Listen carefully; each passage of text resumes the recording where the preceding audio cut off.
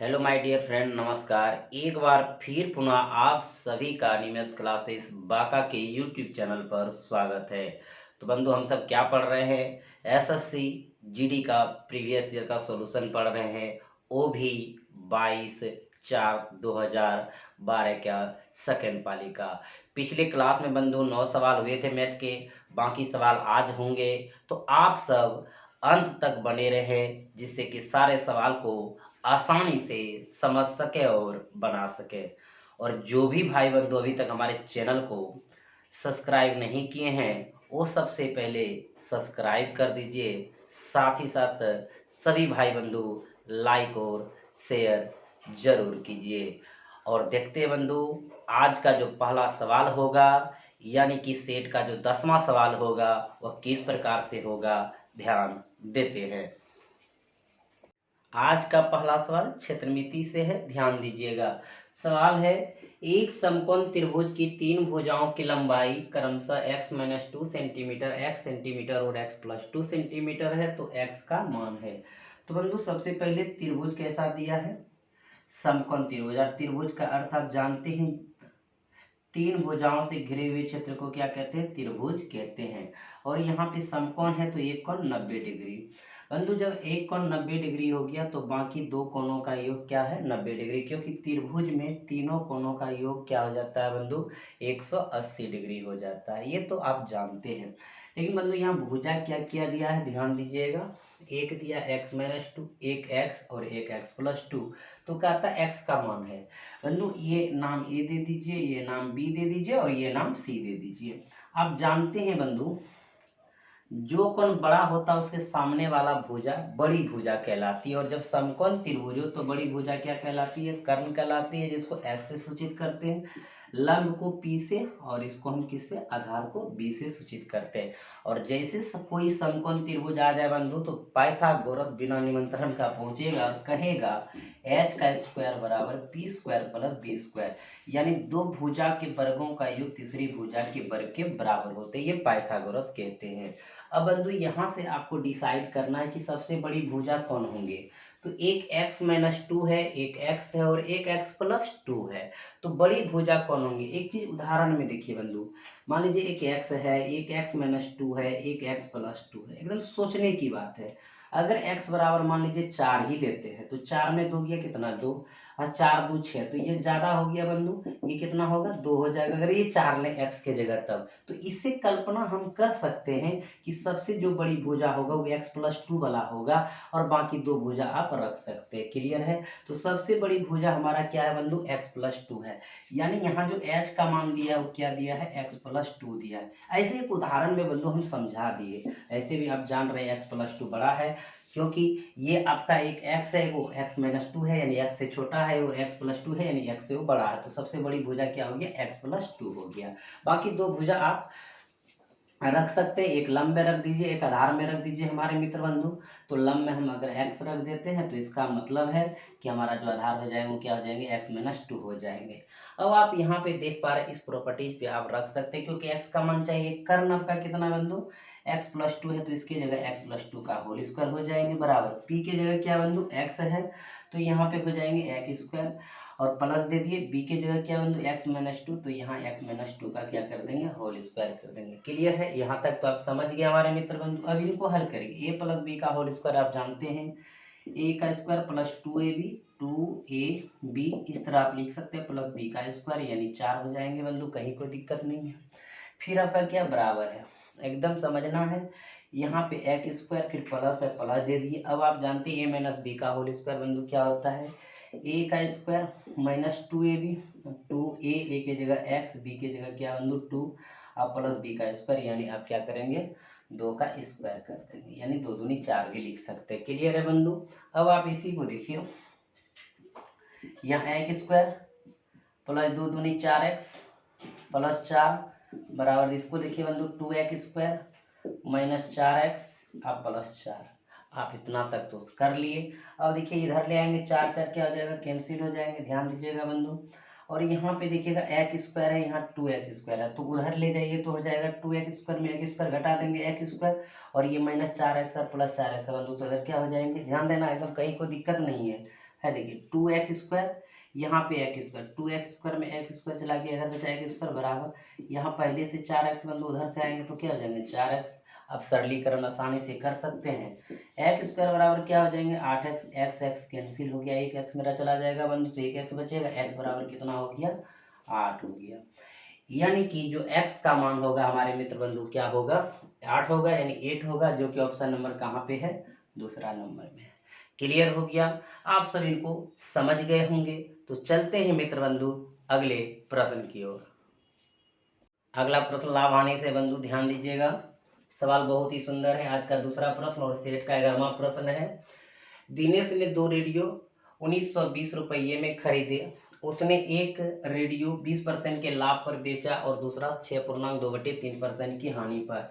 यदि दोनों रेडियो का विक्रय मूल्य एक ही हो तो दोनों रेडियो के क्रय मूल्य है।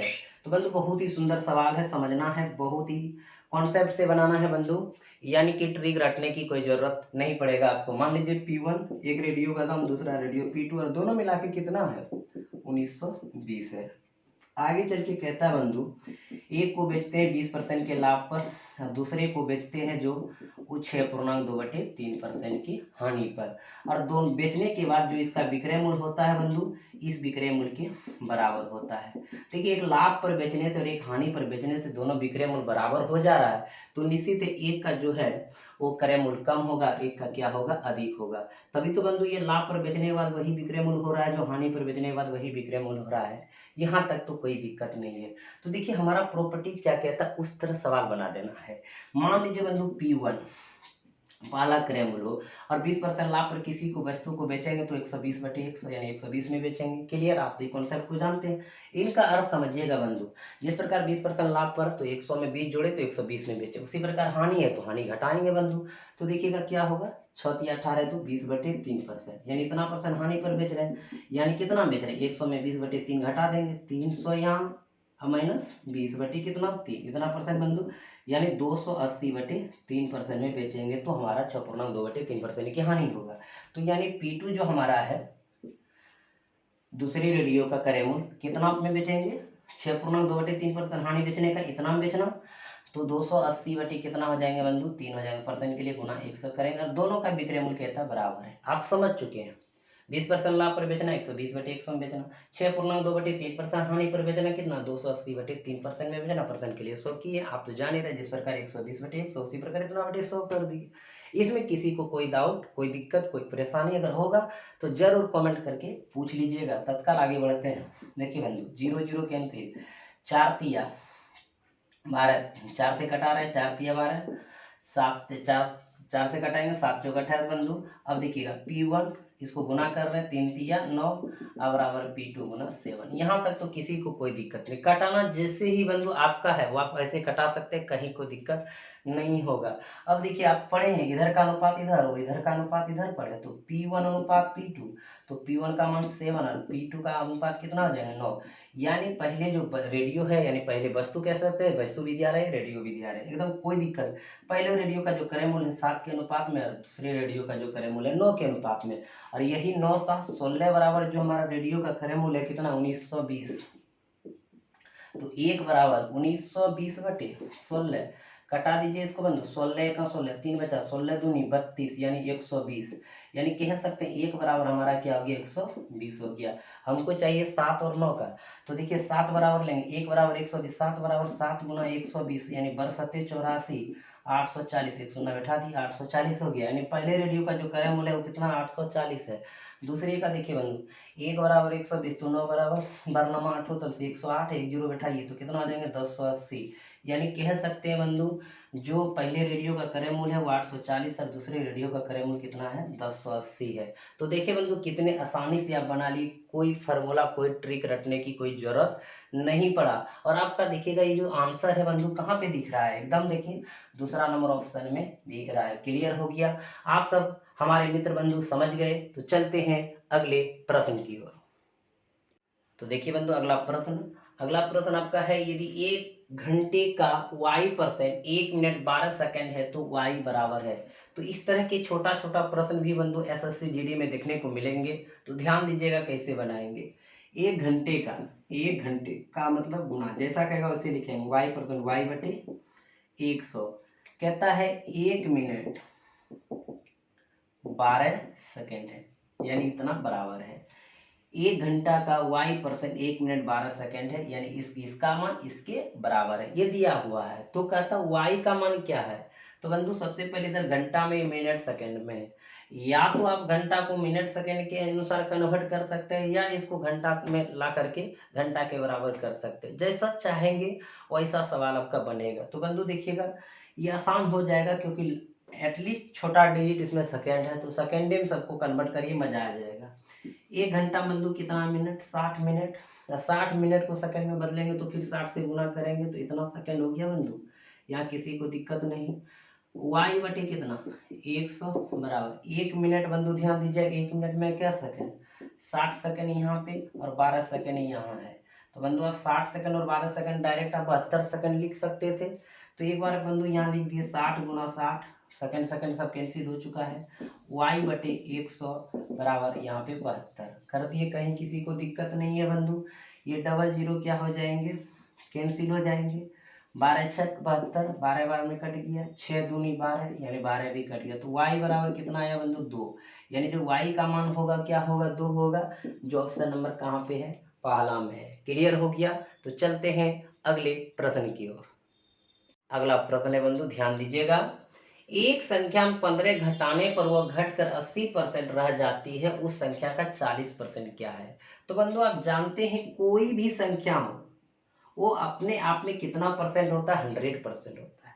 कहता बंधु इसमें 15 घटाने पर, जैसे हम 15 घटाए तो वह संख्या घटकर 80% रह जाती है, यानी जो पहले 100% हुआ करता था वो 80% हो जाती है। किसकी वजह से, जब 15 घटाते हैं तब। तो बंधु 100 से 80% कितना परसेंट का अंतर लग रहा है बंधु, 20% का अंतर। और यही 20% का अंतर मतलब कितने का अंतर, 15 का अंतर। क्लियर है। पहले हम संख्या निकालेंगे तब उस संख्या का हम 40% निकालेंगे। तो बंधु संख्या हमारे पास कितना परसेंट है, 100%, 100, तो 100 बराबर 15 बटे 20 गुना 100। क्लियर है। इसको कटा देंगे, 20 पंचे 100, 15 पचे 75, यानी जो वो संख्या है बंधु क्या है, 75 है। और जो संख्या हमारा 75 है उसका कह रहा है कितना निकालना है, 40% क्या है। तो 75 का 40 का मतलब गुना 40%, 40 बटे 100। अब बंधु इसको हल कर लेंगे, आप कर सकते हैं। 25 तिया 75, अब 25 चौके 100, 10 चौक 40, 10 तिया 30, यानी बंधु उस संख्या का जो 40% होगा वो क्या होगा, 30 होगा। क्लियर है, समझ गए। किसी भी भाई बंधु को किसी प्रकार से अगर दिक्कत होगा तो जरूर कमेंट बॉक्स में कमेंट करके हमें बता सकते हैं। और ये क्लास अगर अच्छा लग रहा होगा तो आप वो भी लिख सकते हैं, खराब लग रहा होगा आप वो भी लिख सकते हैं। तो चलते हैं बंधु अगले प्रश्न की ओर। अगला प्रश्न है, 30 किलोमीटर की दूरी चलने में अभय को समीर से 2 घंटे अधिक लगते हैं। यदि अभय अपनी चाल दोगुनी कर दे तो उसे समीर से 1 घंटा कम लगेगा। अभय की चाल किलोमीटर पर घंटा में है। बहुत ही सुंदर प्रश्न है बंधु, ध्यान दीजिएगा। अभय का चाल मान लीजिए x किलोमीटर पर घंटा, समीर भी है बंधु, तो समीर की चाल मान लीजिए y किलोमीटर पर घंटा। और कहता है यही 30 किलोमीटर की दूरी तय करने में, तो 30 किलोमीटर दोनों दूरी तय करते हैं, जिसके कारण बंधु दोनों के बीच अंतर कितने घंटे का होता है, 2 घंटे का होता है। और एक चीज आप जानते हैं, चाल बराबर दूरी बटे समय। यहाँ पे समय को लेकर के चलेंगे बंधु, समय का तुलना करेंगे, क्योंकि कोई अधिक लेता तो कोई कम भी लेगा। समय बराबर क्या हो जाएंगे, दूरी बटे चाल हो जाएगा। तो बंधु यहाँ आप समझिए कि 30 किलोमीटर की दूरी अगर अभय x चाल से चल रहा है तो समझिए कि कितना समय ये लेंगे, 30 बटे x, यानी दूरी बटे चाल। अगर इनसे समय पूछिएगा बंधु कितना लेंगे, ये भी लेंगे 30 बटे y। और एक चीज ध्यान दीजिएगा, अभय को समीर से 2 घंटे अधिक लगते हैं। अभय को समीर से 2 घंटे अधिक लगते हैं। अगर इसको 2 घंटे अधिक लिखते हैं, 2 जोड़ देंगे बंधु क्या हो जाएगा, बराबर, यानी इसको लिख सकते हैं अभय माइनस समीर बराबर 2 घंटे का अंतर है। तो अभय कितना बंधु, ये रफ में कर लिए, रफ में नहीं भी करते तो भी पता चलता बंधु कि अभय को समीर से 2 घंटे अधिक लग रहा है, यानी इसका समय अधिक और इसका समय क्या है, कम है। तो अधिक वाला आगे लिखेंगे 30 बटे x माइनस 30 बटे y, कितने घंटे का, 2 घंटे का। समीकरण क्या हो गया, फर्स्ट हो गया। आप समझ चुके हैं। पुनः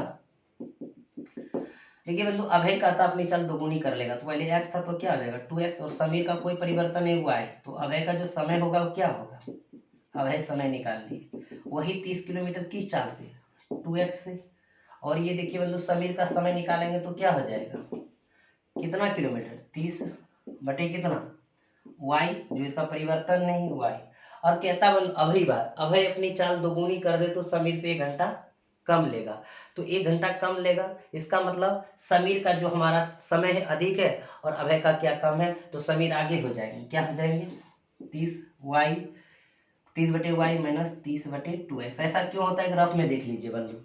अब अपनी चाल दोगुनी कर ले तो उसे समीर से 1 घंटा कम लगेगा, देखिए अभय को समीर से 1 घंटा कम लगेगा, अगर 1 घंटा कम लगेगा एक जोड़ेंगे बराबर होगा, तो लिख सकते हैं बंधु समीर माइनस अभय, उधर अभय चला गया बराबर 1, तो ये भी कंडीशन हम लिख देंगे बराबर कितने घंटे का अंतर है 1 घंटे का अंतर है। क्लियर है, ये चीज आप समझ गए, रफ में भी कर सकते हैं, कहीं कोई दिक्कत नहीं है, और परेशानी होगा तो हम है ना, कहीं टेंशन नहीं। ये समीकरण मान लीजिए क्या होगा बंधु सेकंड हो जाए, हल कर लेते हैं एकदम, देखिएगा 30/x माइनस 30/y बराबर 2, और देखिए बंधु 30/y माइनस 30/2x बराबर 1। अब देखिए प्लस माइनस रहे तो जोड़ने पर ये चला जाएंगे, कहीं कोई दिक्कत नहीं है बंधु। अब आप देख चुके हैं 30/x माइनस 30/2x बराबर कितना है, यहाँ पे देखिए बंधु एकदम जोड़ने पर लेंगे, जब बोले कि अलग अलग चिन्ह रहे तो जोड़ने पर लेते हैं, इसमें कहीं कोई दिक्कत नहीं है, तो 2 1 3 हो जाएंगे।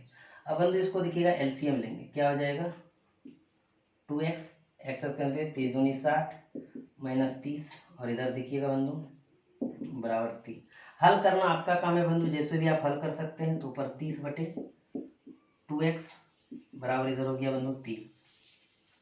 अब देखिएगा इसको कटा दीजिए, ये तो क्रॉस पहले गुना है, इसको कटा देंगे 10 3 30 10 इधर 1, यानी 2x बराबर कितना हो गया बंधु 10, x बराबर कितना हो गया 5, यानी जो अभय की चाल होंगे वो क्या होंगे 5 किलोमीटर पर घंटा होंगे। तो ऑप्शन कहाँ पे बंधु, पहला नंबर पे। क्लियर हो गया, किसी भी भाई बंधु को कोई दिक्कत नहीं, किसी प्रकार से कोई परेशानी नहीं बंधु। अगर किसी प्रकार से किसी को भी कोई परेशानी होगा वो जरूर अपने कमेंट बॉक्स में कमेंट करके हमें बता सकते हैं। तो मजा आ गया होगा बंधु, चलते हैं अगले प्रश्न की ओर। आपका अगला प्रश्न है 1860 रुपया 12% प्रति वर्ष के साधारण ब्याज पर कितने समय में 2641.20 रुपया हो जाएंगे। तो हो जाना क्या कहलाता है बंधु, मिश्र धन कहलाता है। तो मिश्र धन ये कब प्राप्त होता है, जब मूलधन के साथ एसआई जुड़ जाए, यानी यहाँ साधारण ब्याज पड़ रहे तो साधारण ब्याज जोड़ेंगे, और चक्रवृद्धि ब्याज पड़ते तो सीआई जोड़ते, यानी चक्रवृद्धि ब्याज जोड़ते। यानी यहाँ पे देख पा रहे हैं बंधु, आपकी मूलधन में अगर साधारण ब्याज को जोड़ देंगे तो मिश्र धन हो जाएगा। मिश्र धन वही कहलाते हैं जो हो जाएंगे, यानी कहता है इतना रुपया हो जाएंगे, यानी ये मिश्र धन है। अब बंधु आपके पास मूलधन भी है मिश्र धन भी है, तो साधारण ब्याज निकल जाएगा। जब साधारण ब्याज निकल जाएगा तो आप समय आसानी से निकाल लेंगे, क्योंकि साधारण ब्याज बराबर जानते हैं P गुना R गुना T बटे 100। यहाँ पे P मूलधन, R रेट दर यानी T समय।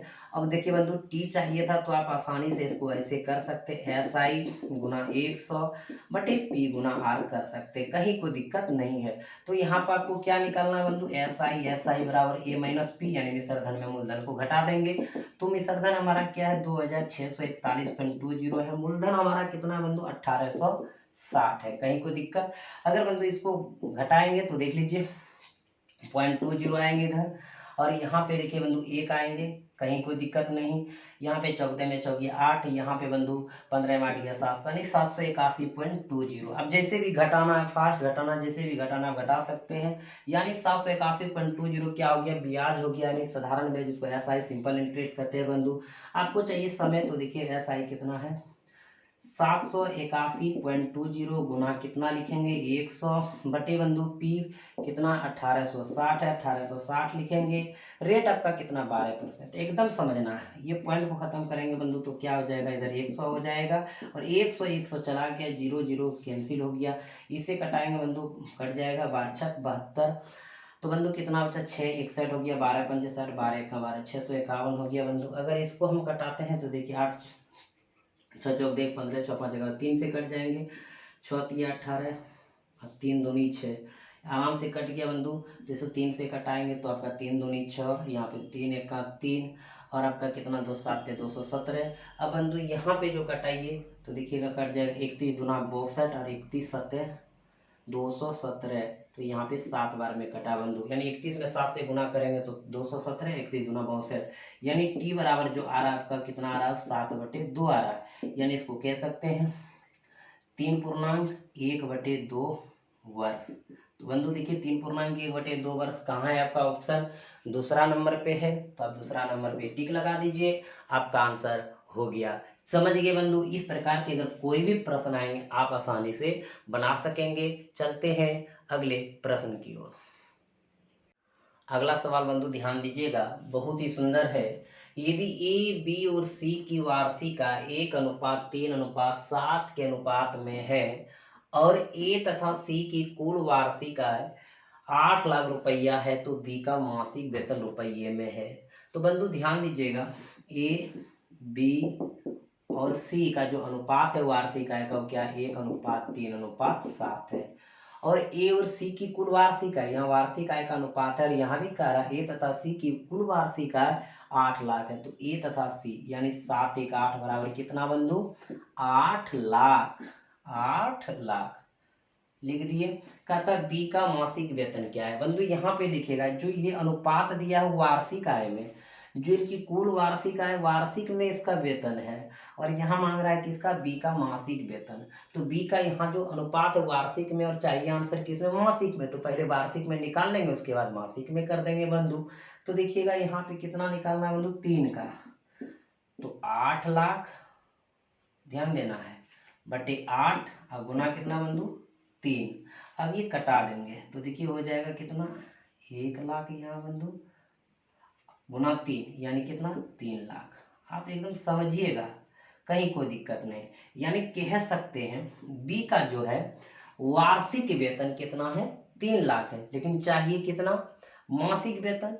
मासिक वेतन बंधु क्या करेंगे इसमें 12 से भाग दे देंगे। 12 से इसलिए भाग दे देंगे क्योंकि बंधु 12 महीना का 1 साल होता है और 1 वर्ष में 12 महीने होते हैं, तो मासिक के लिए हमको क्या चाहिए 12 से भाग देना। तो इसको भाग दे रहे बंधु, ध्यान दीजिएगा 12 दूना 24, यहाँ कितना बचा 6, 12 पंचे 60 बंधु यहाँ तक आ गए, 300 ना बैठा दीजिए तो कितना हो गया 25,000 हो गया। और ऐसे भी बंधु आप जान रहे हैं 25,000 रुपया अगर मासिक उसका वेतन होगा तो 12 महीने में कितने हो जाएंगे बंधु 3 लाख हो जाएंगे। यानी कि उसका वार्षिक वेतन पूछता तो 3 लाख होता और मासिक वेतन पूछेगा बंधु कितना होगा 25,000 होगा। क्लियर हो गया, आप बंधु समझ गए। देख रहे कितने नंबर ऑप्शन में है, दूसरा नंबर ऑप्शन में है। तो चलते हैं अगले प्रश्न की ओर। आपका अगला प्रश्न है बंधु ध्यान दीजिएगा, किसी स्कूल में एक परीक्षा में सफल और असफल परीक्षार्थियों का अनुपात 6:1 है। यदि 6 और परीक्षार्थी सफल हो जाते तो अनुपात इतना होता है, यानी 9:1 होता। परीक्षार्थी की कुल संख्या है बंधु, किसी परीक्षा में एक तरफ आपका सफल है, दूसरे तरफ आपका क्या है असफल है, जिसका अनुपात है 6:1 है। इसमें कहीं किसी को दिक्कत, यदि कहता है बंधु 6 यदि और पास हो जाता सफल हो जाता तो यही अनुपात 9:1 हो जाता। बंधु यहीं पे एक भाषा समझना है, हमारे पास छात्र इतने ही है, विद्यार्थी इतने ही है, जिसमें से पास और फेल है, सफल और असफल है। पता चला यहाँ पे 6:1 है, लेकिन कहता है बंधु यदि 6 और सफल होते तो 9:1 होता। अगर यदि 6 सफल होते तो 6 कम असफल होते कि नहीं होते बंधु, तो 6 कम असफल होते। अगर इधर 6 अधिक सफल हो रहा तो 6 कम हो रहा। यही डाटा नहीं है, यही डाटा तो लाना था, अब ला दिया आंसर हो गया। क्योंकि बंधु आप समझ चुके हैं कि हमारे पास इतना सफल और सफल का कुल विद्यार्थी इतना ही है। इसमें से देख रहे हैं कि यदि 6 अधिक सफल होता अनुपात चेंज हो जाता, अनुपात 9:1 हो जाता। हम कह सकते हैं यदि 6 सफल हो जाएंगे तो विद्यार्थी हमारे पास इतने हैं, सफल अगर इधर 6 अधिक हो रहा है तो इधर 6 असफल कम होगा कि नहीं होगा। एकदम समझ चुके हैं। अब देखिए अब जानते हैं अनुपात होता है संख्या का सबसे छोटा गुणात्मक रूप। एक हो गया 6x, दूसरा हो गया 1x। सफल को सफल के साथ लेंगे, असफल को असफल के साथ लेंगे, तो 6x/1x। एकदम समझना बंधु 6 सफल हो रहा है तो निश्चित है 6 असफल होगा, कम 6 कम असफल होगा, कहीं कोई दिक्कत नहीं। तो यह अनुपात क्या आ जाएगा 9:1 9/1। देखिएगा अब बनाइए, इसको क्रॉस गुना करिए 6x, इसको प्लस 6, इसको बंधु गुना करेंगे 9x और माइनस 9 छक 54। अब देखिएगा x वाले को एक साथ लिखिए, x उधर ले जाएंगे बंधु तो 9x में 6x किया कितना 3x, इधर आ जाएंगे 54 6 क्या हो जाएंगे 60 हो जाएंगे। x बराबर 20 या 60 बंधु 20 हो जाएगा। अब जो x हमारा गुणात्मक रूप है बंधु क्या है वो 20 है, और कहता है परीक्षार्थी की कुल संख्या है, तो सफल और सफल मिला के ही कुल होता है बंधु। तो हमारे पास कुल कितना है 6x और 1x कितना हो गया 7x, और यही 7 के 7 लिख दिए और x की जगह कितना रखेंगे 20 यानी 20 रखेंगे, तो 7 दूनी 14 यानी 140। यानी कुल जो विद्यार्थी हैं, कुल जो परीक्षार्थी हैं वो कितना है 140 है, जो ऑप्शन नंबर पहला में है। क्लियर है बंधु, समझ गए। किसी भी भाई बंधु को इसमें परेशानी नहीं हुआ होगा, अगर हो भी गया होगा तो क्या करेंगे कमेंट करेंगे। तो बंधु आज का जो क्लास हो रहा आपका इतना ही रहा, फिर आप सबों के क्लास के साथ आप सबों के साथ मिलेंगे हम अगली क्लास में। तब तक आप सबों को अनिमेष क्लासेस बाका के यूट्यूब चैनल की तरफ से बहुत बहुत धन्यवाद। एकदम सपोर्ट करते रहिए बंधु, प्यार और स्नेह आप बनाए रखिए मेरे ऊपर। हम आपके लिए बहुत अच्छा अच्छा सवाल लाएंगे, बहुत अच्छा अच्छा वीडियो लाएंगे, एसएससी जीडी का भी आपका पूरा का पूरा सवाल कराना है बंधु, एकदम लगे रहिए, सब कराएंगे। तो आप सबों को बहुत बहुत धन्यवाद। हंसते रहिए, मुस्कुराते रहिए। जय हिंद।